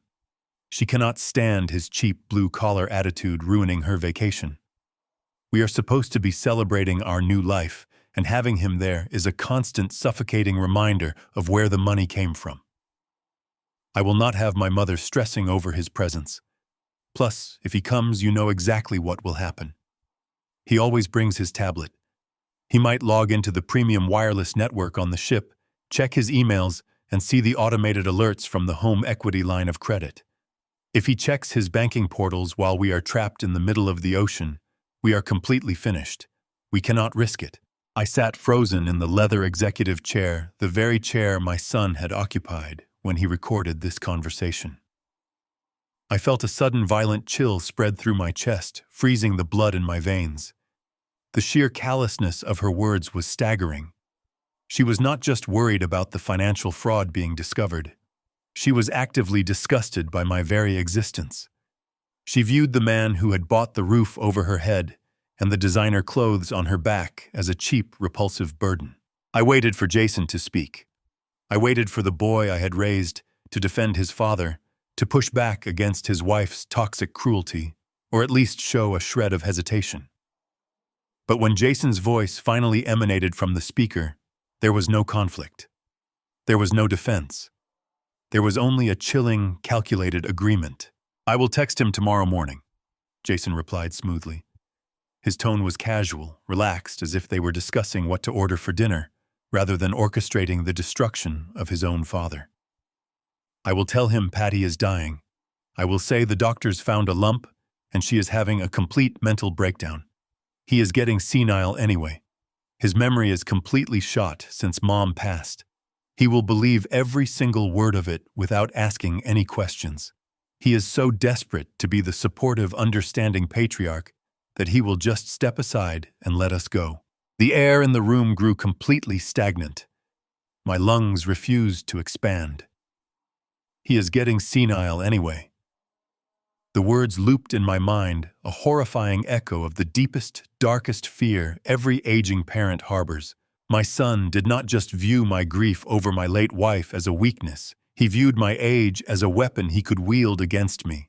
He had weaponized my compassion, my empathy, and my profound fear of losing what little family I had left, twisting it into a blindfold so he could rob me in broad daylight. But the recording was not over. The worst was yet to come. The financial theft, the forged signatures, the lavish cruise funded by my stolen equity. All of that paled in comparison to the absolute terrifying final phase of their master plan. "We just need to keep him isolated for one more month," Jason continued, his voice dropping into a low conspiratorial murmur. "Just one more month until the rest of the funds clear the offshore accounts. Next month, we will file the paperwork for an involuntary power of attorney. We will use his depression over Mom and his recent isolation to prove to a judge that he is mentally declining and incapable of managing his own estate. Once the court grants me conservatorship, we will stick him in that cheap care facility upstate. You know, the state-run one that does not allow unapproved visitors." I gripped the edge of the mahogany desk so hard my fingernails dug into the polished wood. My vision swam the edges of the room, darkening as the sheer magnitude of his betrayal threatened to drag me into unconsciousness. They were not just planning to steal my money. They were planning to steal my freedom. They were going to strip me of my human rights, declare me legally incompetent, and lock me away in a dismal state-run nursing home where I would be left to rot in total isolation. Then Jason delivered the final fatal blow. "Once he is locked away in the facility, we sell his logistics stock," Jason said, a smile evident in his voice. "We liquidate his entire portfolio. The board of directors will not be able to stop me if I have the legal conservatorship. We take the $50 million, we wire it through your brother's exchange, and we are gone. We are almost at the finish line, Monica. We just have to play the game for a few more weeks, and we will never have to look at his pathetic, depressing face ever again." A soft, triumphant laugh from Monica followed. "I love you so much," she whispered. "I love you too," Jason replied. "We earned this." The audio file ended. The application interface returned to the main menu. The room plunged back into an absolute, suffocating silence. For a long time, I did not move. I did not blink. I simply stared at the blank screen of my smartphone resting on the desk. The pain that had been tearing through my chest, the agonizing, blinding sorrow of a father realizing his son was a monster, suddenly stopped. It did not fade slowly. It simply vanished, shutting down like a tripped circuit breaker. The violent trembling in my hands ceased entirely. My breathing, which had been ragged and shallow, leveled out into a slow, measured, and perfectly controlled rhythm. I looked down at my hands resting on the smooth wood of the desk. They were perfectly still. The man who had walked into this house an hour ago, the grieving widower desperately searching for answers, had been completely eradicated. In his place remained a predator. I had spent my entire adult life navigating a brutal, unforgiving industry. I had crushed corporate rivals who tried to hostile take over my fleet. I had dismantled unions that tried to extort my warehouses. I had survived in a world where weakness was punished with absolute destruction. I had built a fortress of wealth to protect my family, but I had forgotten the most important rule of the corporate battlefield. The most dangerous enemy is always the one sitting inside your own boardroom. Jason believed I was a senile, pathetic old man who could be easily manipulated and discarded into a state-run facility.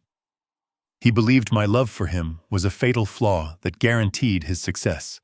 He had severely miscalculated. I was not a victim.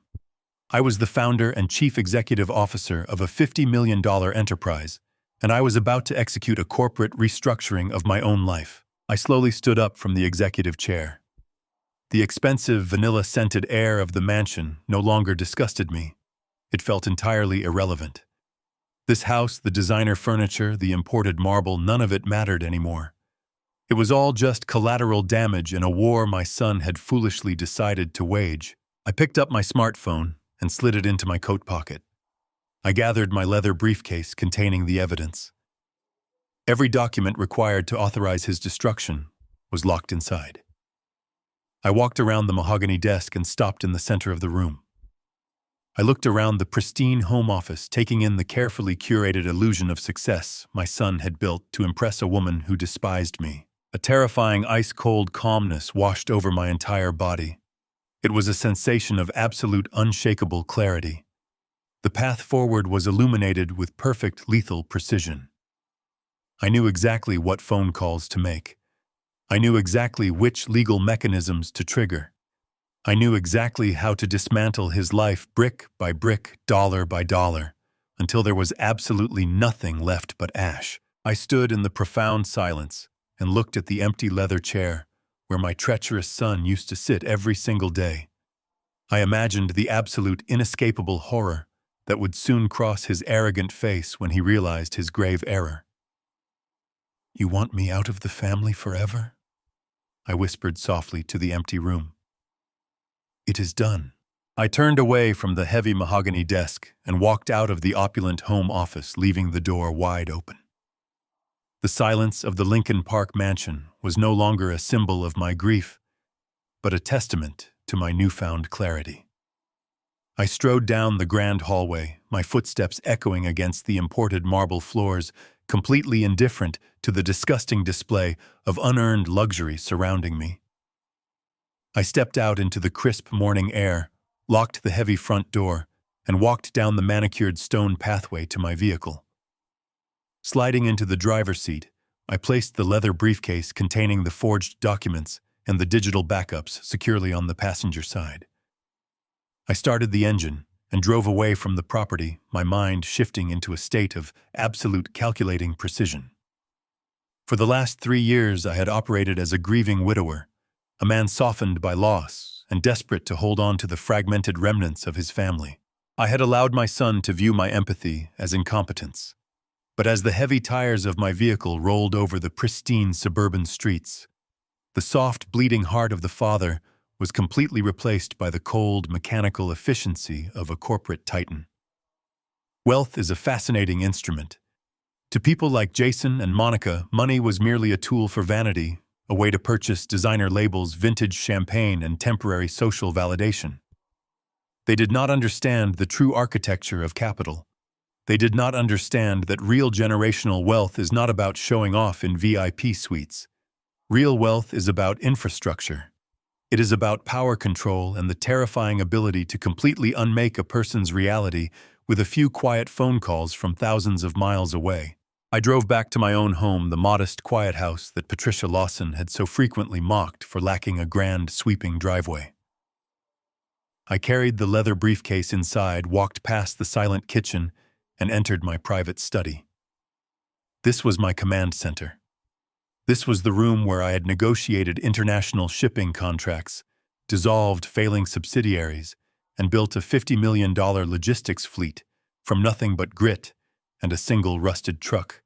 I sat down in my comfortable leather chair, booted up my primary terminal, and laid my smartphone flat on the desk. The time for gathering evidence was over. The investigation phase was officially concluded. It was now time for the execution phase. I picked up my phone and opened my contacts, bypassing the normal customer service numbers that ordinary citizens used. I dialed the dedicated private concierge line for American Express Centurion members. When you possess the infamous black card, you do not wait in automated queues, and you do not speak to entry-level representatives. You are immediately connected to a senior account manager who handles your specific financial portfolio. The line rang exactly once before a crisp, professional voice answered. "Good morning, Mr. Caldwell," the representative said, his tone conveying immediate respect and readiness. "My name is David. How may I assist you today?" "David, I need you to initiate a total immediate lockdown on my account," I said smoothly, my voice completely devoid of panic or hesitation. "I am officially reporting my primary card and all attached supplementary cards as compromised. There has been a massive unauthorized breach. I need every single line of credit entirely frozen effective this exact second." "Understood, Mr. Caldwell," David replied instantly. I could hear the rapid, sharp clicking of his keyboard as he navigated my extensive financial profile. "The freeze is active. No further authorizations will be permitted on any card ending in your primary or secondary sequences. I am seeing a highly unusual volume of international and high-value transactions over the past 48 hours. Would you like to review them?" "I do not need to review them, David," I instructed. "I need you to flag every single transaction that occurred outside the state of Illinois within the last 3 days as categorically fraudulent. The $18,000 charge at the Grand Casino Spa and Resort in Las Vegas, the $12,000 private helicopter charter, the $6,000 jewelry purchase, the premium cruise line upgrades. Every single one of them was executed without my authorization or consent. I want them all contested, reversed, and assigned to your fraud investigation division immediately. I will submit the fraud claims right now, Mr. Caldwell." David said, his professional demeanor unflinching in the face of the massive financial dispute. "The supplementary card ending in 4729 registered to a Jason Caldwell has been highly active in the Mediterranean region today. Do you wish to revoke his specific access as well?" "Revoke it permanently," I stated, staring at the blank wall of my study with eyes like chips of ice. "Cancel the plastic. Blacklist the digital wallet tokens. Ensure that no emergency overrides can be authorized under any circumstances. If anyone attempts to use that specific card number, I want the transaction immediately declined and the merchant alerted to a potential fraud situation. Consider the supplementary card destroyed," Sir David confirmed. "The authorizations are completely disabled across all global networks." I thanked the concierge for his swift efficiency and ended the call. I placed the phone back onto the desk and turned my attention to the large computer monitor in front of me. The financial oxygen supply had been completely severed. Jason and his parasitic family were now stranded in an incredibly expensive environment with absolutely zero access to capital. But simply cutting off their spending power was not enough. I needed to ensure their isolation was absolute. I opened my secure web browser and navigated directly to the global portal of the premier airline they had used to travel to Europe. 6 months ago, Jason had come to me playing the part of the devoted grieving son, claiming he wanted to take the entire extended family on a healing journey to honor his late mother. He had asked me to cover the transportation costs as a gesture of family unity. Like a blind, trusting fool, I had personally booked and paid for 8 round-trip first-class tickets from Rome back to Chicago. It was a massive expenditure, but I had authorized it willingly because I believed it was an investment in our shared emotional recovery. I logged into my frequent flyer executive account and located the active booking reference number. The reservation populated on the screen listing Jason Monica, Patricia Monica's fraudulent brother, and the rest of the Lawson entourage. They were scheduled to fly back in 2 weeks, enjoying the finest luxury accommodations the airline had to offer. I clicked on the Reservation Management tab and selected the option to modify the itinerary. A prompt appeared asking if I wished to change the flight dates or cancel the entire booking. I selected Cancel. The system demanded a final confirmation, displaying the massive refund amount that would be automatically routed back to my original payment method. I did not hesitate for a fraction of a second. I clicked the final confirmation button. The screen refreshed, displaying a bright green checkmark alongside the words, "Itinerary successfully cancelled." I leaned back in my leather chair, letting out a long, slow breath. The trap was now fully and inescapably sprung. They had no valid credit cards. They had no return flights. They were completely stranded in a foreign country, surrounded by a level of luxury they could not actually afford, completely reliant on a financial safety net that had just vanished into thin air. I pictured Jason standing at a high-end boutique or a premium restaurant, holding out that black card with his usual arrogant smirk, only to watch the merchant shake their head as the terminal flashed red. I pictured Patricia Lawson, the woman who had laughed at the idea of my declining mental state, realizing she had absolutely no way to get back to her precious country club. The silence in my study was suddenly broken by the sharp, buzzing vibration of my smartphone against the wooden desk. I looked down at the glowing screen. A text message notification had just appeared. The sender was Jason. The message preview was visible, the text frantic and devoid of his usual manufactured composure. "Dad, the card just declined at the casino. We are completely locked out of the VIP suite, and the hotel management is asking for a new payment method. Please call the bank ASAP. This must be a security hold." I stared at the message, reading the desperate, panicked words of the boy who had conspired to lock me in a nursing home. I did not type a response. I calmly picked up the phone, pressed my right thumb against the glowing screen, deleted the desperate message entirely permanently, blocked his personal number forever, and finally set the device face down onto the dark, smooth surface of my wooden desk. I sat down at the heavy oak desk inside my quiet, private study, feeling a profound sense of absolute finality. I powered up my secure primary terminal, bypassing the normal customer service numbers that ordinary citizens used. I dialed the dedicated private concierge line exclusively reserved for American Express Centurion members. When you possess the infamous black card, you do not wait in automated queues, and you absolutely never speak to entry-level representatives. You are immediately routed to a senior account manager who oversees your specific financial portfolio.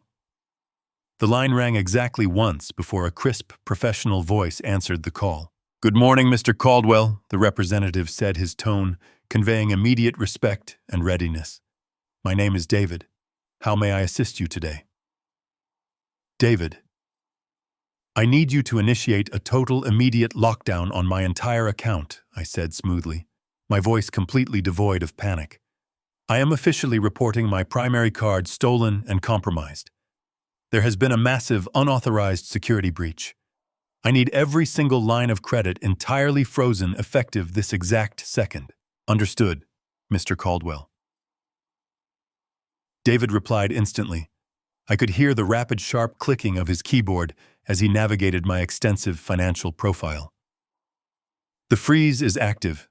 No further authorizations will be permitted on any card. I am seeing a highly unusual volume of international transactions over the past 48 hours. I instructed him to flag every single transaction from the last week as categorically fraudulent. The offshore wires, the luxury casino resort charges, the expensive jewelry purchases, and the premium cruise line upgrades. Every single charge was to be contested, reversed, and assigned to their internal fraud investigation division immediately. I then ordered him to freeze all supplementary cards permanently. Consider the plastic destroyed, I stated coldly. Ensure no emergency overrides can be authorized under any circumstances. Next, I opened my secure web browser and navigated directly to the global portal of the Premier Airline.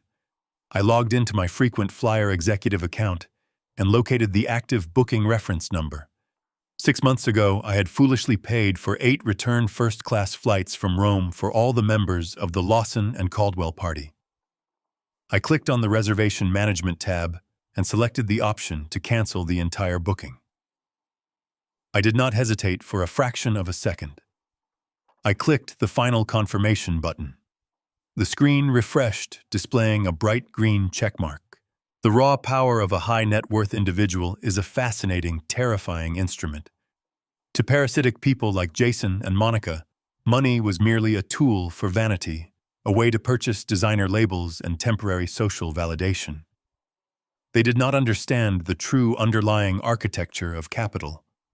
They did not understand the terrifying ability to completely unmake a person's reality with a few quiet phone calls from thousands of miles away. I gathered my evidence and drove downtown to the sprawling financial district, meeting Greg Pierce at the primary bank. We were escorted deeply into the secure boardroom, where 3 senior executives from the bank's internal fraud department were already waiting for us. They stood up instantly as I entered the room, their faces displaying a mixture of professional courtesy and intense nervous anticipation. They knew my immense net worth, and they knew they had approved a massive loan based on a poorly forged signature. We took our seats around the massive oak table. Greg did not waste a single second of our time. He spread the physical evidence across the polished wood with lethal precision. He presented the original home equity line of credit application, laying it directly next to the translucent practice sheets covered in my son's desperate attempts to master my cursive signature. Then I placed my smartphone on the table and played the crystal-clear audio recording. The executives listened in absolute horrified silence as my son explicitly detailed the offshore transfers and his cowardly plan to flee to Europe. They heard the undeniable, unvarnished confession of a massive coordinated wire fraud operation executed against their own institution. Harrison, the senior risk manager, profusely apologized, his professional composure visibly shattered. He assured me the fraudulent debt would be instantly severed from my personal profile. Greg dictated our terms with brutal precision, demanding the immediate freezing of the defunct cryptocurrency exchange accounts. Once the internal banking safeguards were fully deployed, Greg shifted his focus to the federal level. He opened a secure communication channel directly with the Federal Bureau of Investigation's White-Collar Crime Division. The FBI was formally notified of the massive wire fraud and identity theft conspiracy. Greg transmitted the digital copies of the forged documents, the offshore routing tokens, and the damning audio recording directly to the federal agents. As the data transmission completed, Greg leaned back in his comfortable leather chair and looked directly at me. He began to patiently explain the brutal, inescapable reality of the avalanche we had just set into motion. The federal machinery moves with absolute crushing force, Greg explained carefully, his voice lowering into a serious, clinical tone.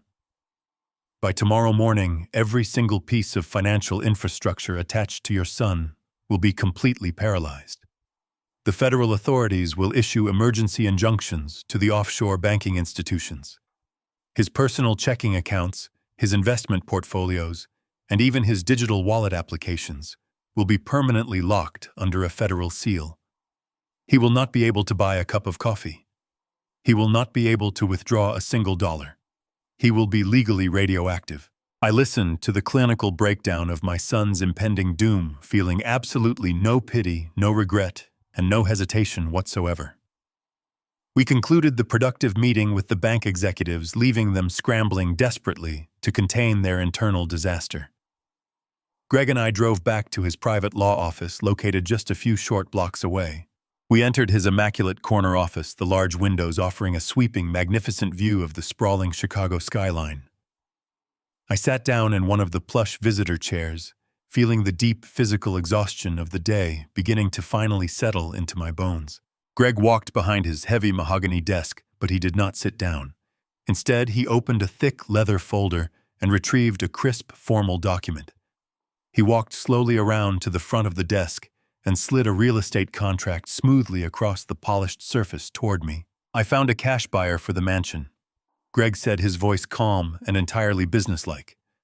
I reached out to a private investment group that specializes in rapid, aggressive real estate acquisitions.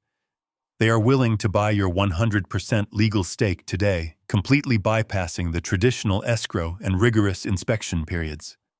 The massive funds will be wired directly into your primary holding account by the end of the business day. There is always a catch with a rapid liquidation, I noted quietly, my eyes scanning the purchase price listed on the second page of the dense legal document. There is, Greg confirmed without a single ounce of hesitation. Because they are executing a same-day cash acquisition, they demand a very steep discount. They will purchase the property at exactly 20% below the current assessed market value. It is a significant financial loss on your initial investment, Richard. I continued reading the dense legal text. A 20% loss was substantial, but I did not care about recovering the full monetary value of the property.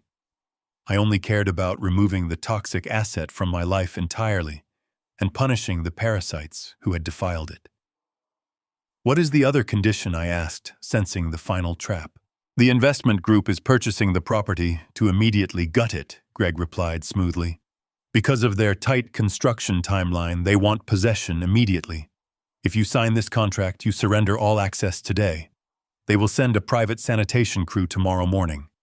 Everything currently inside the mansion, the designer furniture, the expensive clothes, the personal belongings, will be considered abandoned property and completely thrown into a commercial dumpster. I looked at the sleek silver pen resting on top of the contract. Jason and Monica had wanted a fresh start, unburdened by the man who had funded their entire existence. I was simply granting their malicious wish. When they finally returned, completely bankrupt and facing severe federal indictments, they would not even have a bed to sleep in. Their sanctuary would be gone, their unearned luxury permanently erased from the earth. I picked up the pen and signed the contract without hesitation. Just as the black ink dried on the crisp paper, my smartphone buzzed violently in my pocket. A text notification appeared on the screen. It was a panicked text from Jason in Italy. Dad, the card declined at the casino. We are locked out of the VIP suite. Call bank ASAPI stared at the desperate words. I calmly deleted the text and blocked the number. 2 days passed in a blur of clinical efficiency.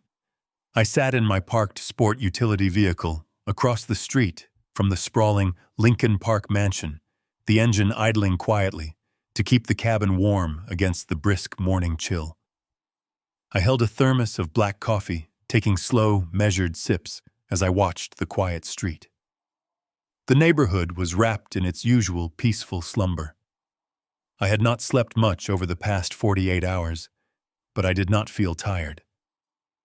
I operated on a cold, relentless momentum, driven entirely by the absolute necessity of completing the final phase of my son's financial unmaking.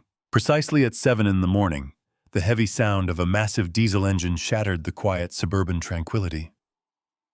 A flatbed industrial truck turned the corner carrying an enormous rust-colored commercial dumpster on its reinforced steel frame. The truck backed slowly onto the manicured lawn of the estate. With a loud metallic screech, the hydraulic arms of the truck engaged, lifting the massive metal bin and dropping it directly onto the cobblestone driveway with a deafening, earth-shaking thud. Directly behind the flatbed truck, 3 plain white utility vans pulled up to the curb. A crew of 12 burly men stepped out. They looked like an aggressive demolition squad. The foreman of the liquidation team walked briskly up the stone pathway, holding a digital tablet. He punched the temporary access code into the brand-new electronic deadbolt that my security firm had installed just 3 days prior. The heavy oak door swung open, and the 12 men marched inside the mansion with absolute ruthless purpose. Because the real estate contract dictated that the property was sold as is with all of its existing contents entirely abandoned, the liquidation crew had been given explicit, uncompromising instructions. Everything inside those brick walls was to be immediately destroyed and discarded. I lowered the tinted window of my vehicle just a few inches, watched the brutal mechanical efficiency of the sanitation team. It took exactly 14 minutes for the first load of unearned luxury to be unceremoniously hurled through the front doors. 2 men carried the custom Italian leather sectional sofa out onto the porch, struggling under its immense weight. They did not handle the expensive furniture with care. They hoisted it over the railing and tossed it directly into the massive metal bin. The heavy wooden frame shattered upon impact, the expensive white leather tearing against the rusted, jagged edges of the commercial dumpster. A third man walked out carrying a dozen of Monica's boutique shopping bags. He upended the bags over the side of the dumpster, sending a cascade of expensive designer clothing, silk blouses, and premium cashmere sweaters tumbling down into the dirt and debris. I watched a pair of her signature red-bottomed heels bounce off a piece of shattered wood and fall into a puddle of stagnant, oily water at the base of the metal container. Another worker emerged carrying Jason's titanium golf clubs. The worker grabbed the expensive leather golf bag by the bottom strap and violently shook it, sending the shining titanium clubs clattering into the dark, hollow belly of the dumpster like cheap scrap metal. For 3 continuous hours, the relentless procession of destruction continued without a single pause. I watched them carry out the imported marble coffee tables, dropping them onto the driveway, where the heavy stone instantly fractured into dozens of jagged, worthless pieces. I watched them throw out the velvet display boxes that had once held Jason's premium luxury watches. I watched the unopened bottles of imported vintage wine get tossed carelessly into the bin, the expensive glass shattering and spilling dark red liquid across the discarded designer clothing and broken furniture. The crew stripped the house completely bare, acting with the merciless precision of a natural disaster. I sat in the quiet cabin of my vehicle, gripping the leather steering wheel, and watched my son's entire fake life being literally thrown into the garbage. I searched my heart for a single trace of joy, a fleeting moment of vindictive satisfaction, or even a brief spark of triumphant revenge. But I found absolutely nothing. There was no joy in this process. There was no celebratory victory to be claimed from the ashes of my own shattered family. The only emotion that settled into my chest was a deep, hollow sense of necessary closure. This was not an act of malice. This was a surgical procedure. I was simply excising a malignant tumor that had attached itself to my life. Jason and Monica had built their entire identity on a foundation of stolen money deceit and a sickening sense of assumed privilege. They had used my unconditional love as a financial vehicle completely devoid of any moral compass or human empathy. By eradicating their physical possessions, their stolen sanctuary, and their unearned social status, I was cauterizing the wound. I was burning away the infection so that I could finally begin to heal. The liquidation crew finished their aggressive purge just before noon. The massive commercial dumpster was overflowing with the broken, discarded remnants of Jason's sociopathic deception. The flatbed truck returned, its hydraulic arms screaming as it lifted the incredibly heavy metal bin back onto its chassis. The truck drove away, taking the last physical traces of my son's fraudulent existence to a municipal landfill. The foreman locked the front door, secured the property, and the utility vans drove away, leaving the imposing brick mansion completely empty and utterly silent. I rolled up my window, shifted the vehicle into gear, and drove away from the neighborhood. I did not look back. 5 days later, the humid, stifling afternoon heat baked the cracked pavement of the suburban street. The once pristine Lincoln Park mansion stood quietly under the glaring sun, completely stripped of its interior life.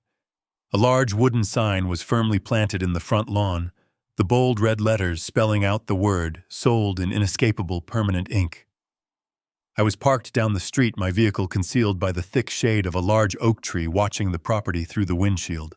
A battered, bright yellow taxicab slowly turned the corner, its engine whining loudly as it approached the estate. The taxi pulled up to the curb and lurched to a sudden halt directly in front of the stone pathway. The back doors opened and Jason and Monica stepped out onto the hot pavement. They looked absolutely unrecognizable. They were completely exhausted, disheveled, and physically defeated. They had spent the last week trapped in a foreign country without a single functioning credit card, frantically begging extended relatives for economy tickets home just to escape the mounting hotel bills they could not pay. Jason was wearing the same wrinkled dress shirt he had likely worn for 3 consecutive days. His hair was greasy and unkempt, his face pale and drawn. Monica looked equally hollow, her usual pristine makeup entirely absent, exposing the deep, dark circles of exhaustion underneath her eyes. They dragged 2 cheap, scuffed suitcases from the trunk of the taxi. Jason paid the driver with a crumpled handful of cash he had likely borrowed from Patricia.